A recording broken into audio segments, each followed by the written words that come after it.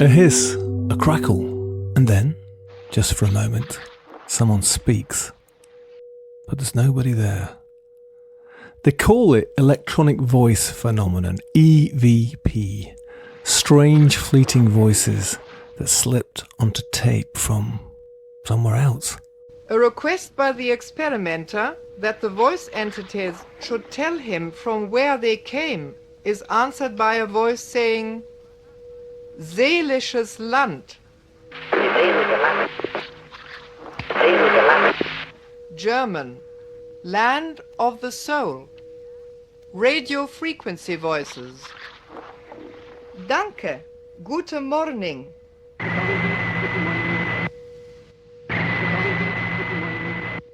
A Russian voice says, On prosil bulku vo snie. Он хотел и булку во сне. Он хотел и булку во сне. He begged for bread in a dream, and probably meaning that life lasts but a moment. Tu stunda kan.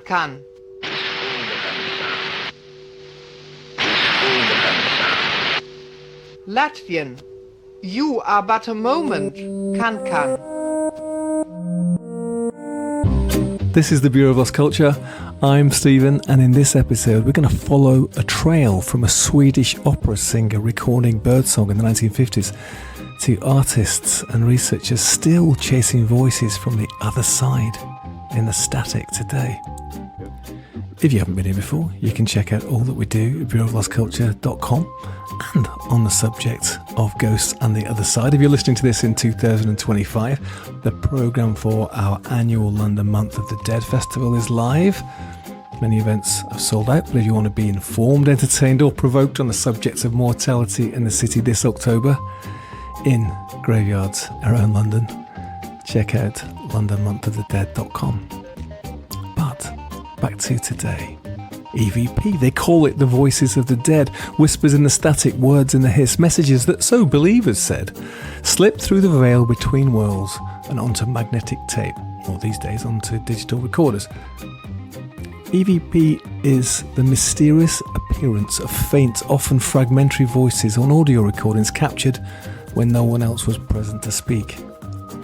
And the story of EVP begins back in the late 50s when Swedish artist and opera singer Friedrich Jürgenson was in the countryside recording birdsong. But when he played back what he'd recorded, he heard not only the warbling sound of the birds, but also what he swore were voices, some speaking to him directly, including that of his deceased mother. Intrigued, Latvian-born psychologist Konstantin Raudive took up the work, making thousands of recordings and publishing his 1971 book, Breakthrough, which brought EVP to a wider public attention and cemented its place in paranormal lore. And in this episode, we're going to explore both the history and the practice of EVP, its roots in spiritualism, its connection to technology and sound recording, and the strange allure it holds for artists and researchers alike. And we're going to be hearing some of the original recordings of Jürgenson and Raudive. William Burroughs, Genesis P. Orridge, Lars von Trier, Nigel Neal, David Lynch also get a look in because EVP has transmitted into the culture. And unusually, for this time, I've got two guests. In the second half, we'll be meeting Carl Michael von Hausswolff, Swedish sound artist, composer and curator, and a practitioner of EVP. But first up, it's Rikard Friberg von Sydow, senior lecturer in archival science at Södertörn University in Sweden. Now, Rikard's research examines how we preserve and interpret recorded sound, including the cultural and historical context of EVP. So, settle back, open up, and get ready to listen.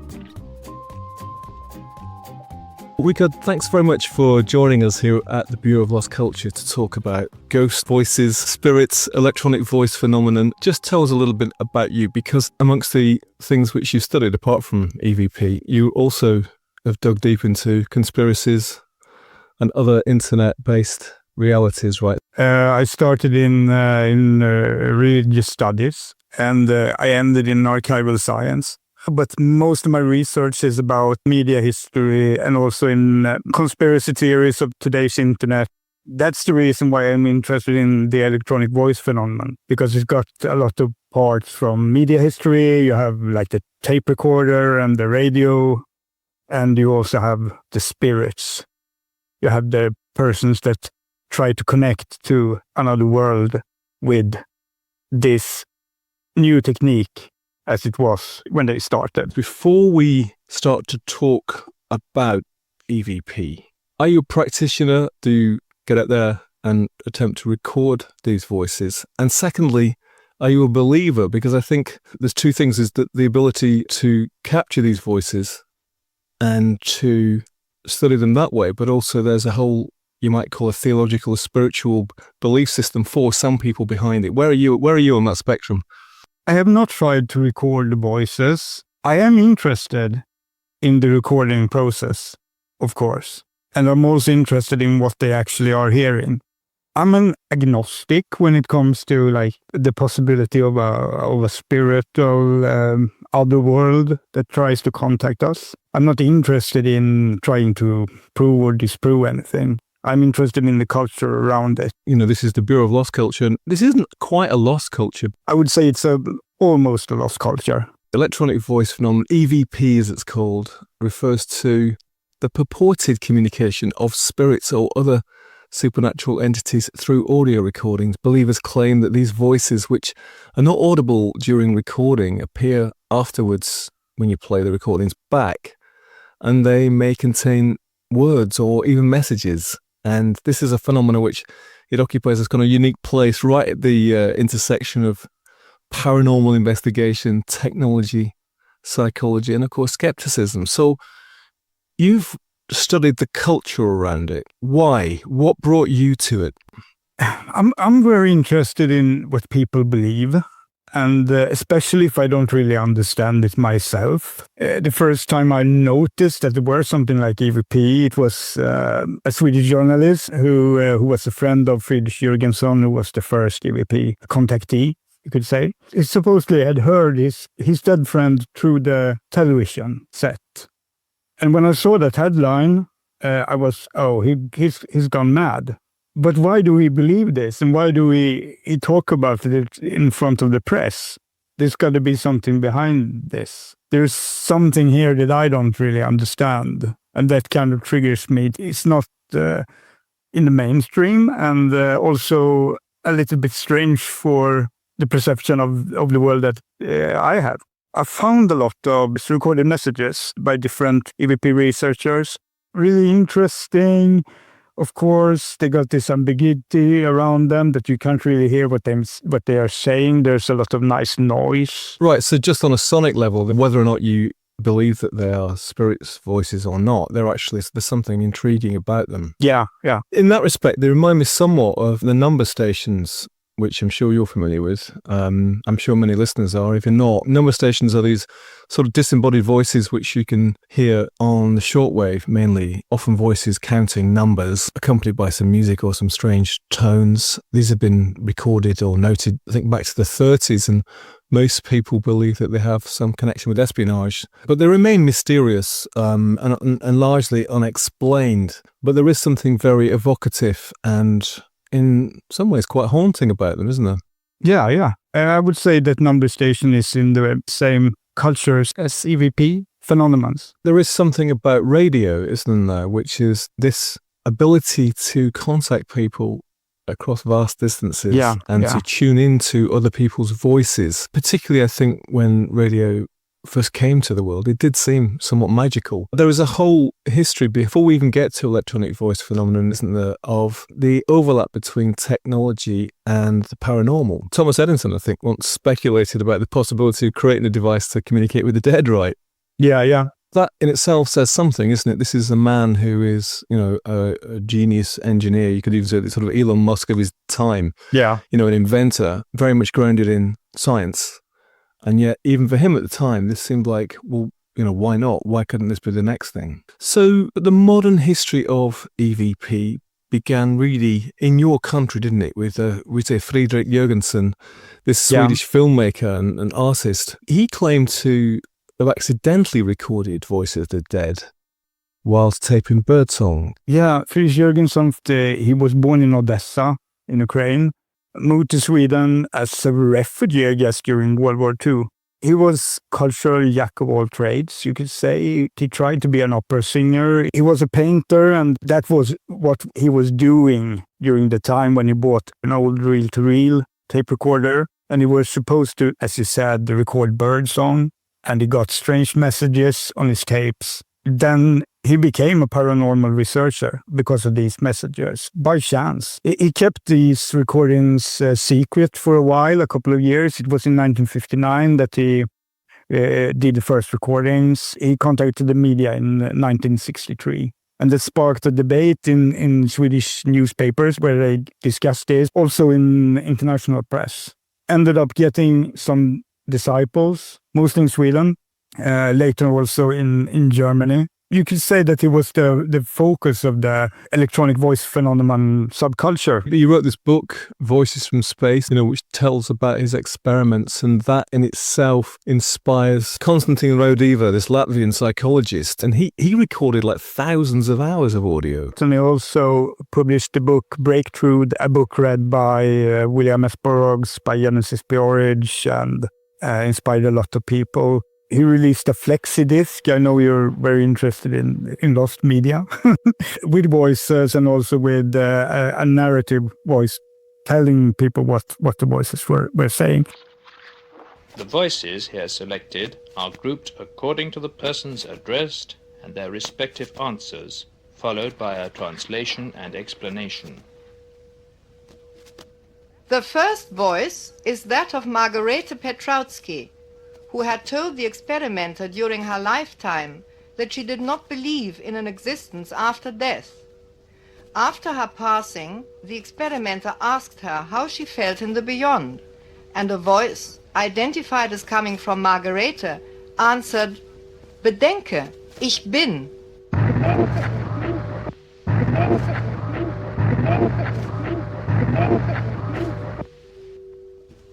German, imagine, I am. Again we hear Margarete Petrowski's voice, this time calling her former employer, Dr. Zenta Maurina. Zenta.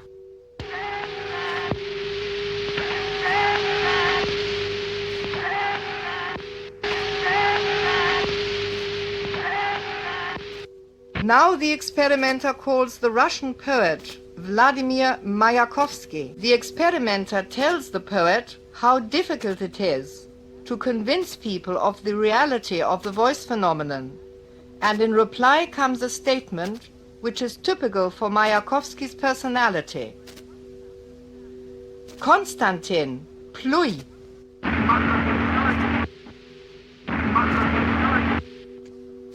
In Russian, Konstantin, spit on it. The experimenter talks to his former teacher, the Spanish philosopher Ortega y Gasset. The experimenter asks whether the research into the voice phenomenon had any significance and whether it was based on firm foundations. The voice answers, "Entrollas muchas cuestiones."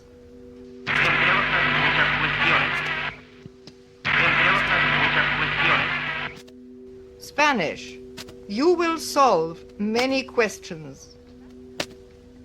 A Latvian voice then breaks in with a statement that could be interpreted in various ways. It might mean, for instance, that the voice phenomenon research may benefit mankind, even if the process is a painful one.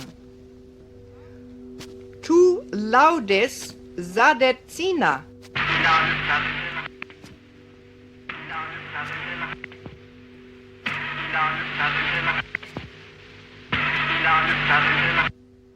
Latvian, you are burning people. The publication of Breakthrough, an amazing experiment in electronic communication with the dead, 1971, and that kind of really brought it to public attention. And lots of people are interested, and a lot of people start to do the research. Interestingly, I think with Friedrich Jürgenson, he was hearing what he believed to be his dead mother. You can see there this link, which goes back again through the paranormal, the desire to connect with the dead. It's one thing in a sense to say, well, I'm just going to record lots of sound and see what we can come up with. But you can see there the motivation, possibly subconscious, isn't it, is to reconnect with somebody who you loved, who you've lost. Yeah, to communicate with spirit in the US, it was very common.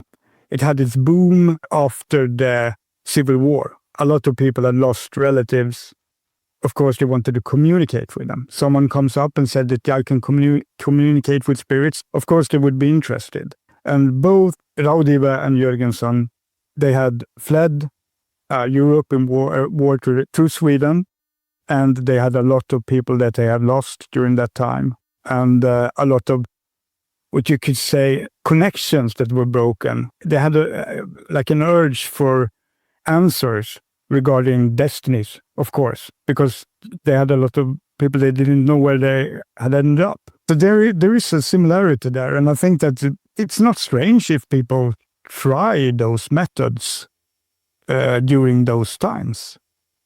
Just the same here after the First World War in particular. You know, there was so much death that there was a boom in spiritualism, people wanting to contact and hoping, of course, that these new technologies, which seemed miraculous, as I said earlier, you know, might help them to do that. So Raudive's case, I mean, he even invents a diode, a special device, which was designed specifically to try and help the dead communicate, right, by using radio waves.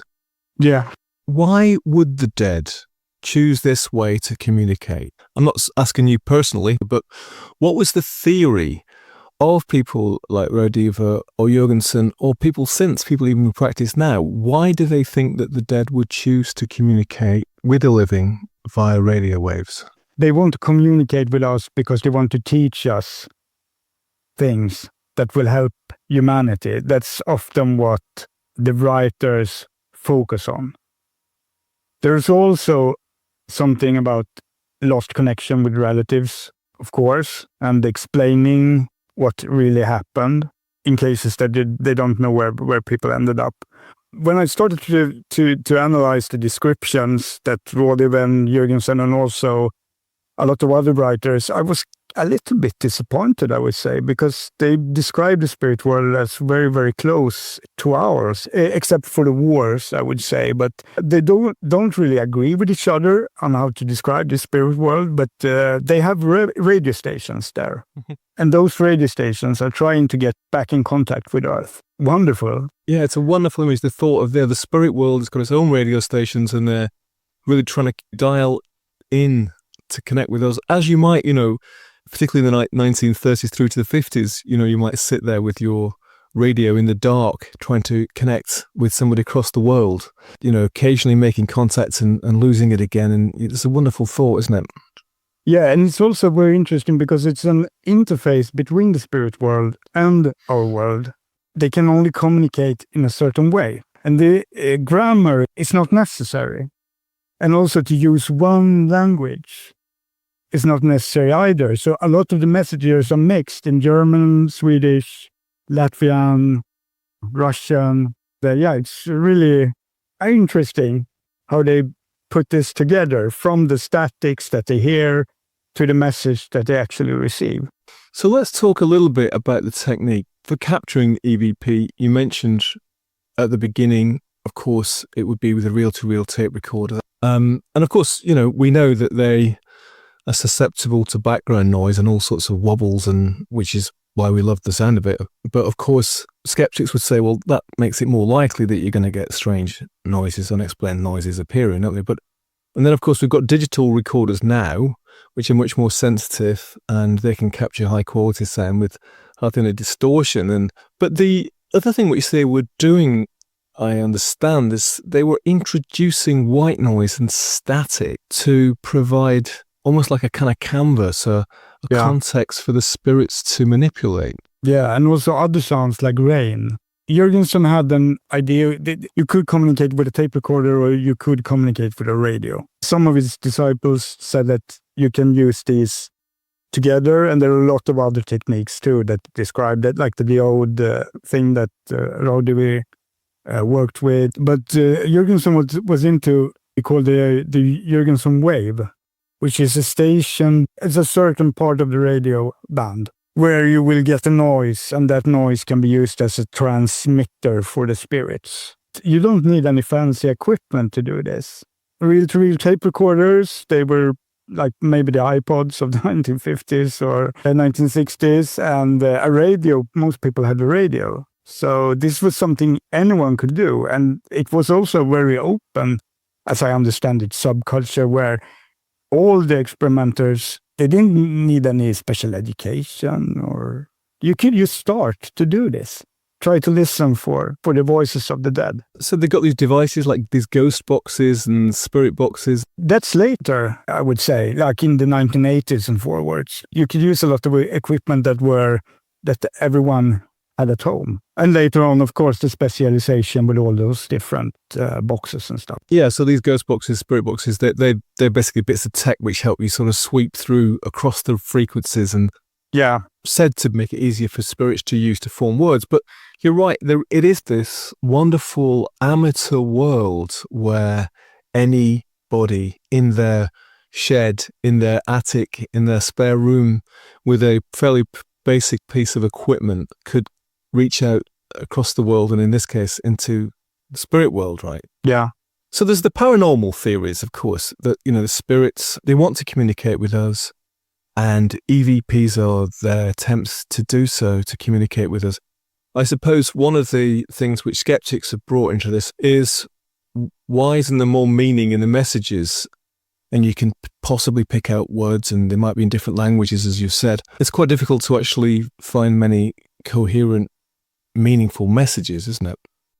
Yeah, it is. Raudive claims that it took him like several months, I think, to understand the voices. And of course, you can, as a skeptic, you can say that, but you're just adjusting your mind to find a message here. The interface between the spirit world and our world is a bit rudimentary, or you can't get more advanced messages through, because it's two worlds. That's their explanation. But of course, this opens up for a lot of skeptics. Another slightly more, maybe more modern theory is that there's this sort of dimensional overlap, that we're in one dimension and there are other dimensions, as maybe physicists these days would say too, and that EVP results from these kind of brief overlaps between the two. Some slightly more scientific version of the same idea, isn't it? Yeah. If you want like a cultural reference to understand this, you could look at Twin Peaks as an example, and the strange messages between like the White Lodge, and I would say that's kind of spot on to describe what are happening here, if you want to believe it. So there's another world and what to communicate, and it ends up with them speaking backwards, and yeah. That's a good call. The Twin Peaks reference, of course, I'd forgotten about that. So I think that Lynch were interested in these things, and of course, I think it's a very good description of how to describe what they believed in. That it's hard to communicate between different dimensions. Almost as though we may be just eavesdropping on something which is going on in another dimension. It's not necessarily even that somebody's trying to communicate with us, it's just that we're listening in briefly. Some of the skeptical claims about this have been that there's this thing called auditory pareidolia, which is that we have this tendency to sort of find patterns, especially familiar ones like human voices, in random things. Maybe it was in the 70s, I think kind of ultra-right Christians in America would play records backwards by bands they didn't like Led Zeppelin and stuff, and they would find these, covert messages to Satan. I guess if you play an entire album backwards, you're probably going to hear some things which sound like words at some point, aren't you? Backmasking, I think they usually call that. Yeah, it's also very similar to EVP. And also, I suppose the psychologist would say, well, if you're looking for something, if you're listening eagerly to try and hear something, you're probably more likely to hear it than even if it's not there. We can get that. And of course, there hasn't really been any controlled evidence, scientific experiments under controlled conditions, etc. But most of the EVP information is anecdotal, it's stories, isn't it? And subjective. Yeah. Fair enough. But I think there's something else which has come out of this. Instrumental transcommunication. It's the more modern part of it. There are people doing this today. They have a conference every year in Germany. Practitioners in the United States. They had a magazine. I don't think it is published anymore. I haven't seen any issues since like 2017. And what they had done in like the recent 30 years is broadening this from tape recorders and radio to computers, to video and the digital equipment, some new techniques. Television, you mentioned earlier, and maybe even computers that, spirits sending messages through text or even code into software. Fax was a thing for a while.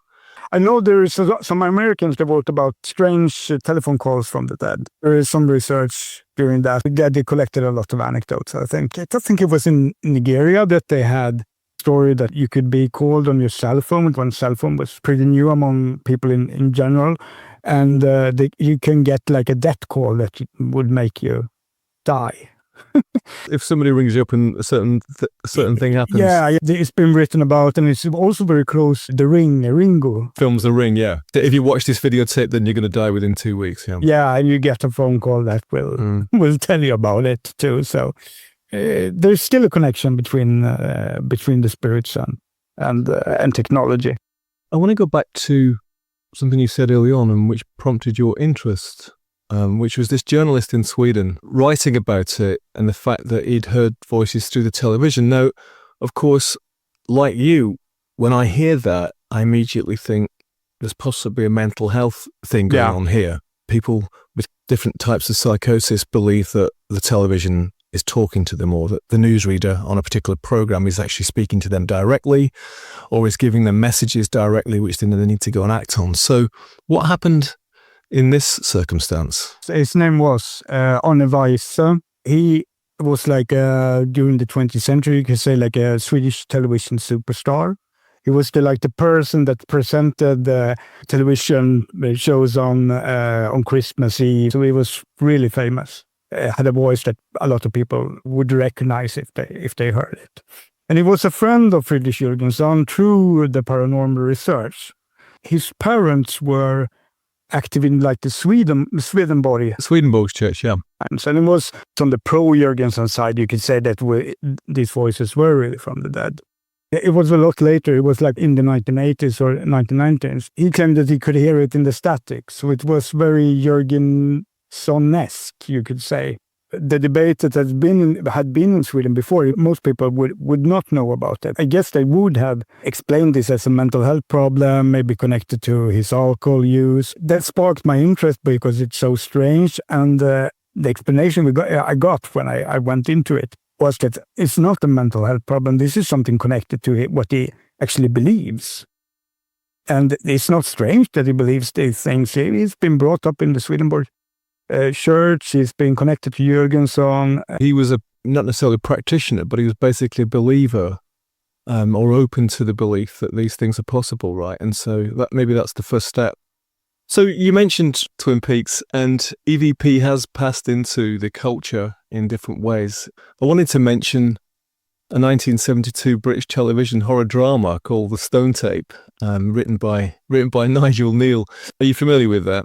No, never heard of it. Oh, actually. I do urge you and anybody else actually to go away and watch The Stone Tape. It's written by Nigel Neal, who was the writer of Quatermass and an expert in the sort of this juxtaposition of science and superstition. But it concerns a team of scientists who move into a new research facility, this renovated Victorian mansion that has a reputation for being haunted. And they investigate the phenomenon, trying to work out if the stones of the building are acting as a recording medium for past events. In other words, the stone itself is a tape.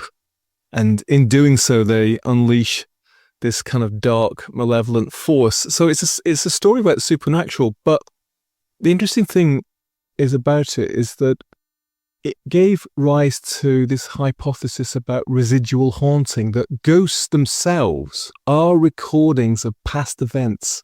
It's called the stone tape theory.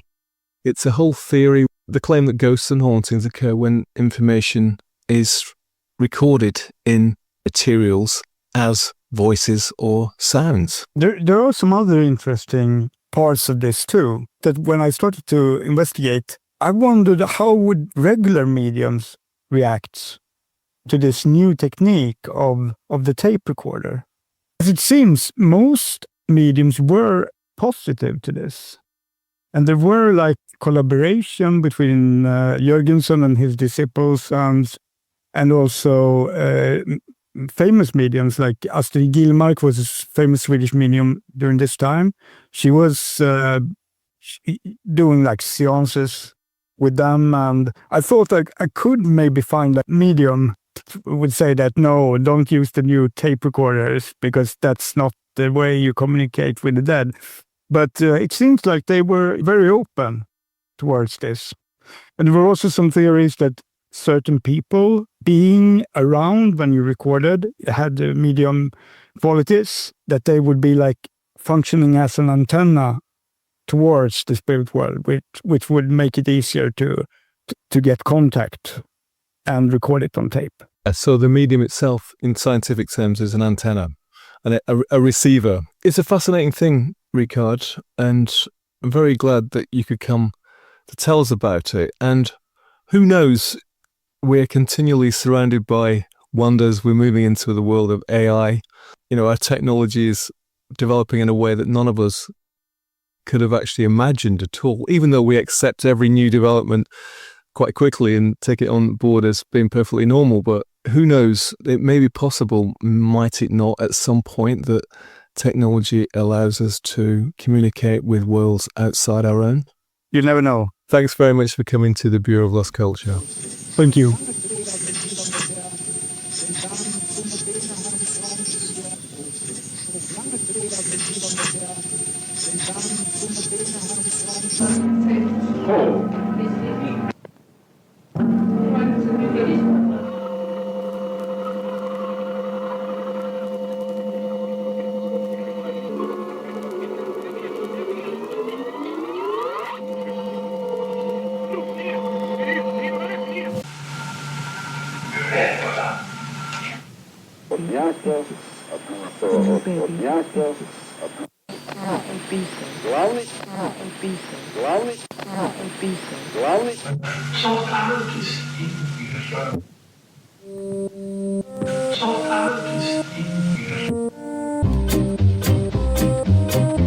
Thanks to Rikard, we're tracing the strange history of electronic voice phenomenon, those eerie, unexplained voices that some believe cross over onto our recordings from the other side. Next up is sound artist Carl Michael von Hausswolff.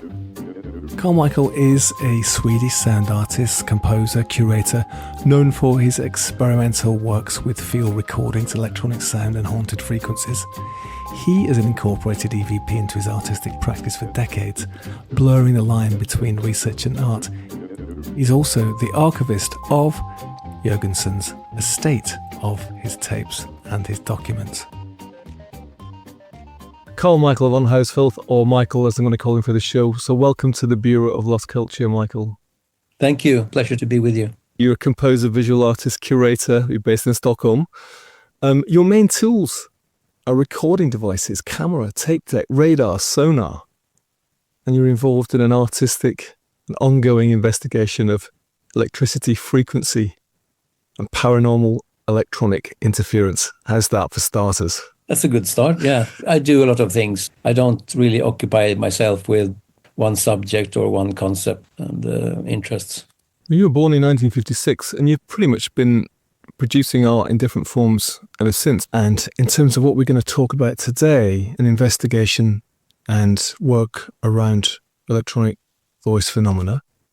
And we've heard about that, the history of that, somewhat from Rikard, Friedrich Jürgenson, and then Konstantin Raudive. How did you first hear about this thing we call EVP? And well, I mean, the first time I encountered this really was when I was, a kid. Let's say the pioneer of electronic voice phenomena, Friedrich Jürgenson, lived in Sweden. He became a Swedish citizen in the 40s, in the late 40s. In the beginning of the 60s, he became quite famous in Sweden because of EVP, because he suggested that he had made recordings with voices from the other side. And in the early 60s, I was just a kid, and I was, like many other kids, I was a Beatles fan, you know. But my parents really didn't like me to have long hair, so I had to spend my time off and on at the barbers, you know. And there they have these weekly magazines, and one of these weekly magazines was a Swedish magazine called Saxons. In this magazine, along with all the gossip and everything, they actually had a very keen interest in paranormal activity. So there was these articles about Friedrich Jürgenson and his investigations in this, and that was my first kind of encounter with this. But then later started to befriend Genesis P-Orridge, Throbbing Gristle and Psychic TV, and he was kind of introducing EVP through William Burroughs, the American writer who actually wrote about Konstantin Raudive, another pioneer of these recordings. There are texts by Burroughs in one of the books called The Adding Machine. So I was kind of introduced through there. And then as I was working with an English composer, Andrew Mackenzie, who is the main force in an English band called the Huffler Trio, we started to use various types of techniques involving EVP in our collaborations, like 1990, 1991, and so on. And then from there, I took interest in trying to use these techniques as an instrument, as a composer. Because you describe your main instrument as a recording device, and also mentioning Genesis P-Orridge. Then we did an episode about Genesis recently, and we've done several episodes talking about William Burroughs. And of course, the recorder was very important to Burroughs, wasn't it? That you could use Brian Geison's cut-up technique. You could actually apply that to audio as well by the use of tape recorders, machined, right? Yeah, I mean, he could also use, or he sort of instigated the way to use recorders as some type of homeopathic treatment of things that he wanted to get rid of. So by recording something and then playing this recording to this something, making it kind of disappear and so on. So with Genesis, what sort of things were you doing in this area? We just became friends. I picked up something that he mentioned, and then with the Huffler Trio, we were picking up a technique called Spiricom, a technique developed by the Meta Science Foundation in North Carolina, US, in the early 70s, where you use 13 sine wave tones between 130 and 700 hertz. And then you play these cluster of sine wave tones from a transmitter to a receiver, enabling voices to kind of surf on these sine waves. This was a technique that you allegedly could have a conversation with the other side. We used this as an instrument, and took it from there. Like Rikard, you are not necessarily a believer in the sense that these sounds that Jürgenson or Raudive or anybody else has recorded are necessarily the voices of the dead. But there is something about this culture, something about this way of listening, something about this way of recording that actually is fascinating in itself, and in your case has become the basis for producing art. Yes, when I started to work with sounds of electricity in from the grids in England and Sweden and America, in an audio-visual point of view, the reason was actually because I got a bit irritated. The visual art world wasn't really interested in or knew so much about the music world, and vice versa. And I wanted to create something that they had an equality between the two. And then I started from oscilloscopes and electricity, started to work with radar technology to show people that, well, look at this radar screen here, and you have the scanner in this room, and there's things happening on the screen that we cannot see, etc., etc. For me, it was just like to propose something, not to prove something as an artist, right? But then when I had done that, my father-in-law told me that, well, he knew somebody who lived in South Sweden, and a woman, and she was together with this man who recorded voices from the other side. So I got in touch with this woman in 1999, and this is actually 12 years after Friedrich Jürgenson's death. And when I came to her home, which was a house in South Sweden, it turned out that Friedrich Jürgenson's whole studio was there intact with his tape archive and with the Revox machines and Uher machines and all the notebooks and everything. What a find. Yeah, so it was really fortunate. She gave me this entire archive because she said that nobody was interested in this. I wasn't so interested in the whole subject. I was more interested in these techniques as tools. But then, of course, when I got this archive, I got more into it. And of course, I remembered the Friedrich Jürgenson from my Beatles days, right? So I told her I will start a Friedrich Jürgenson Foundation.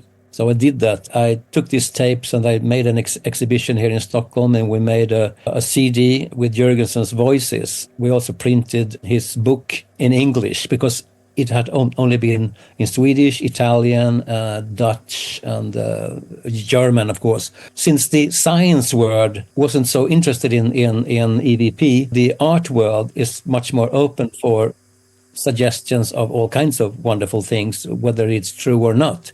The art world doesn't really care.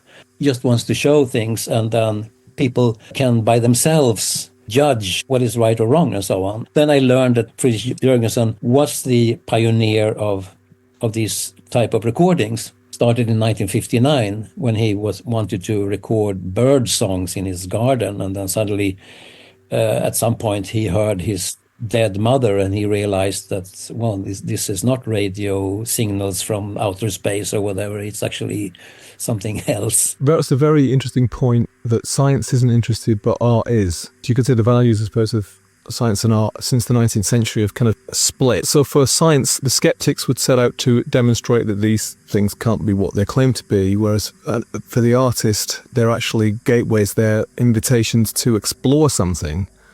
And in your case, because of your background and your work in sound and electronic sound and in sonic textures, these ghostly sounds have got an attraction and a draw. And the story itself, actually, of course, is fascinating. Knowing about him as you do, meeting his wife, being the custodian of his archive, what do you feel about his beliefs? Was this something that he consistently believed in, that these were the voices of the dead, and that there was some value to be had in trying to communicate with them? That was 100% sure that it was his belief. He didn't see this as some kind of artwork, or he saw it as science, and he wanted to try to prove one way or another that his recordings were accurate and honest. He contacted many parapsychics and paranormal societies, including the very famous one in Freiburg in Germany, who came up to his home here in Sweden to listen to the tapes and make recordings and so on. So until his death in 1987, he was 100% sure that this was voices from the other side. I am more open. I usually say that it's much more interesting to say yes than to say no, because no closes all the gates. No is boring.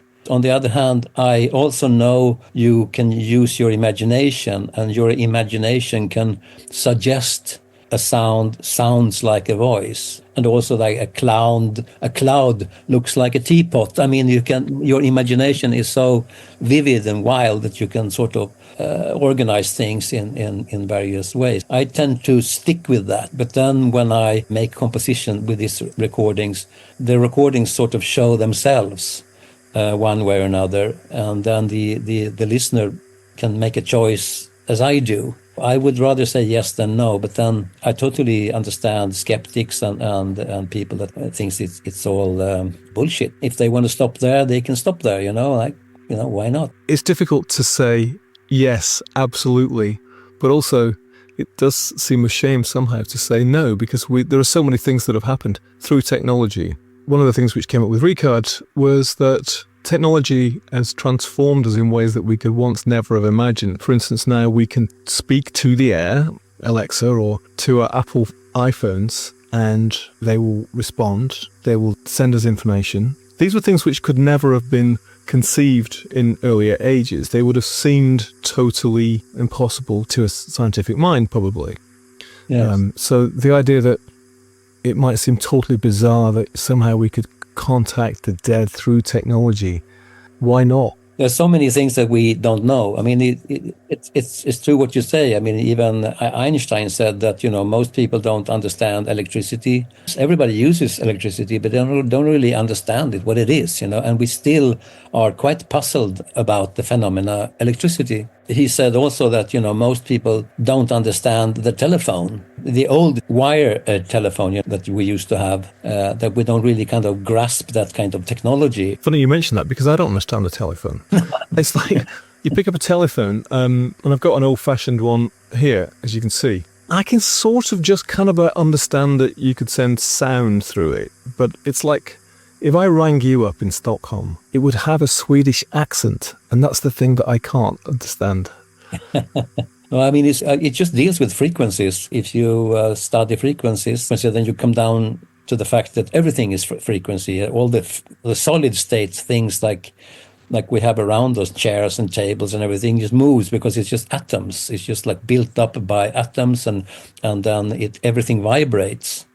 And I've started to use emission spectroscopy to record solid state matter to move it into compositions and so on, and you just realize that everything is floating and frequency-like. Then I can grasp the idea of frequencies being transmitted between you and me as it is now. I can also understand energy, and then if we talk about energy, then I could understand voices from the other side, because I can understand energy clusters. We are two living persons here talking to each other, and this is all energy. If our energy leaves us, we are just these kind of bodies that will decay and then turn into other type of energy. When we do these EVP recordings on various places, we realize one way or another that this place or that place could consist of energy clusters that has been left there for a reason. And I usually say, let's not record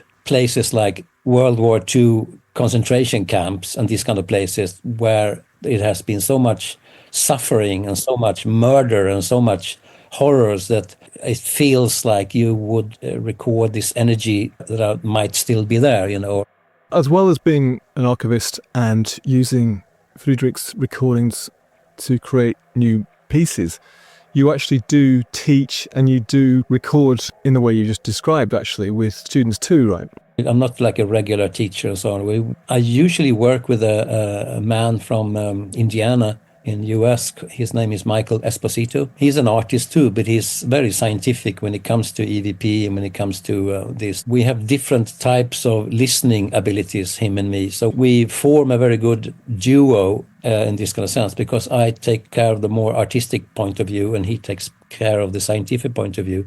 And then we teach out techniques to students, mostly in the Pyrenees Mountains now. We're focusing on Cathar castles to see if we can find any energies there that we could translate into some kind of voices or so on. How's it gone? Have you found them? Yeah, it's really beautiful. And we kind of tell the students what they are going to listen to, but we kind of try to enrich their hearing abilities, the ways to listening and what to listen to and how to go into various layers in the recordings. And we usually just teach out one technique, which is, you can be an iPhone or a Zoom recorder or whatever, and then record the places and then listen to the recordings carefully and see if you can find any strangenesses in a recording, and take this and then look at the layers, maybe stretch it, maybe pitch it, work with it, work with the sound, and then suddenly something occurs and so on. It works really beautiful, and it gives me a lot to work with people that don't know anything about it. These courses are open for anybody. It's not, you don't have to be a specialist or anything. You don't even have to know how to use a computer or a microphone. You don't even have to be a believer, I'm guessing. You're just opening a dialogue somehow between the living and the spectral. Yeah, you can have any kind of idea about positive or negative attitudes about it. And usually the students are are interested in sound. They can be sound artists or composers, or they can be just general interest in paranormal activity, or just interested, and see what it takes them. Let's just imagine that the dead were communicating or trying to communicate, or as something which Rikard said, is this might be just us eavesdropping, listening in on something, not necessarily that there's a message being sent. Just imagine that is true. What would it mean, do you think? Why would anything which is outside this living sphere want to do that? They want to communicate or want to make sound? We always tend to look upon the other side as we look upon us living on this side. But on the other side, there might be a totally different situation where voices can float around. Maybe there's clusters and weaves of energies that goes in and out for a reason that we have no idea. Maybe we will find out when we leave this life and maybe re-enter into another life. If I would be on the other side trying to communicate with you, I would just tell you how fucked up everything is at your side, and why are you destroying everything, why are you screwing up the whole planet, and everything for yourselves.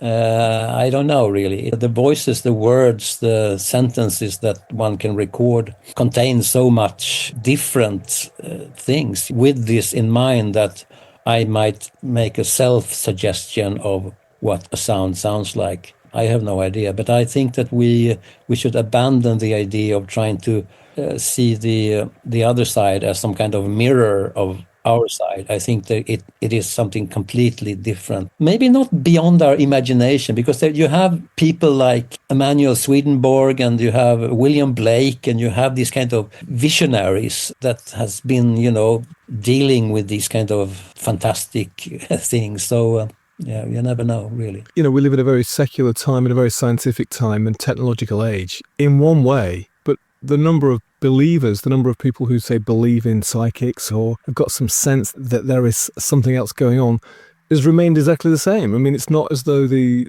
technological age has pushed that back. EVP and the work that you've done, it's part of a conversation that's been going on between technology and the paranormal, really, for 200 years now. You mentioned telephones earlier. When telephones first got into use, people were expecting possibly that, you might be able to get a dead person on the other end of the line. X-rays. It was completely possible and completely believed that these technological tools, these innovations, may well have a paranormal or a psychic aspect to them. Yeah. You can think of Fred Anton Mesmer as well, of magnetism and all that kind of things that came up. The idea of telepathy, which is even older, not only use with somebody that you know from far away, but also maybe an entity from another dimension and so on. So you have a whole range of these things. And as you say, the balance between,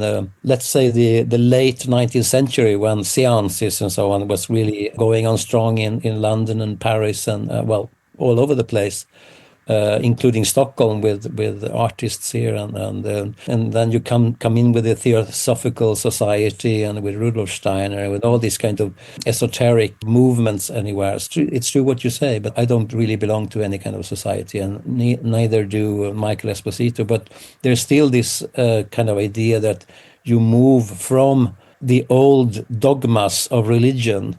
We kind of abandon certain words like spirit or words that belong to Christianity or some other religion, and then you start to use a more abstract word like energy that belongs to the physics department, right? But still we have the kind of esoteric foundation for it, but you just use other types of terminology. Yeah, but it's interesting that you use the word frequency as well, and to see things in terms of frequencies and energy, and of course consciousness itself. What is that? Science hasn't made that much progress as yet, understanding, consciousness, and the nearest metaphors that we've got for it are probably to do with energies. It corresponds very well with ideas of Aleister Crowley and what willpower is, how it functions, and how you develop it, and it's just energy. It's just accumulation of focus. In terms of the Friedrich Jürgenson archives, that you're still the keeper of the archive, is that correct? From an ownership point of view, I am. But I promise to look for a place where this archive can be maintained properly. The archive and the notebooks are with the ZKM Museum in Karlsruhe in Germany, which is an art museum specialized in film, video art, audio art, and so on. So this archive is there for the researchers and for anybody to contact. And then I have an archive here with photographs and press clippings and all these kind of things here. Knowing it as you do, and what do you think we can learn from Friedrich Jürgenson and his work? Most of all, what one can learn from him is to be open, generous, accepting. So it's a very Sufi style of looking at the world and so on, where you first accept things, then you can start to criticize it and see if it's something for you or not. Well, he's definitely dead. Presumably, if he's on the other side, do you think that one day we might actually hear his voice? You know, it depends on if his energy is settled somewhere far away or whatever, or what the Tibetans say, his bardo was probably pretty well balanced. So we can just imagine that he's somewhere out there, still trying to communicate, still trying to record, or maybe he's trying to record us. Michael, thanks very much for coming to the Bureau of Lost Culture. Thank you. Thank you.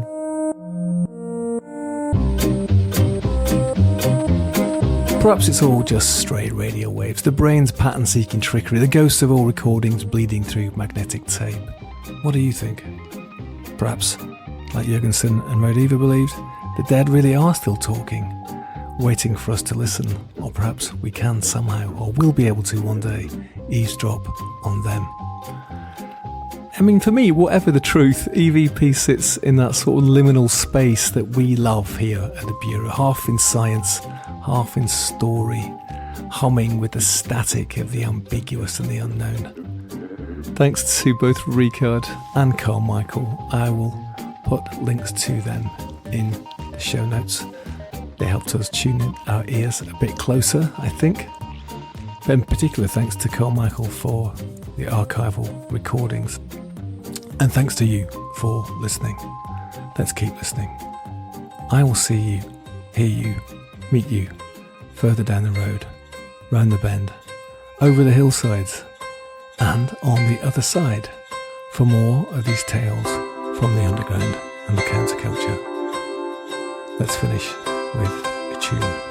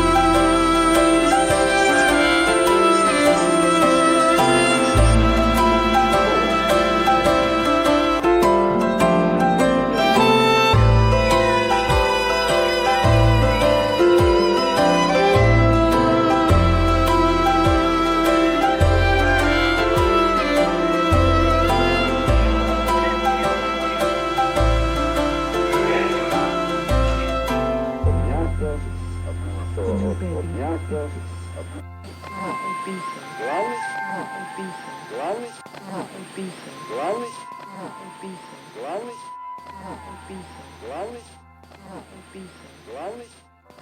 Beatles.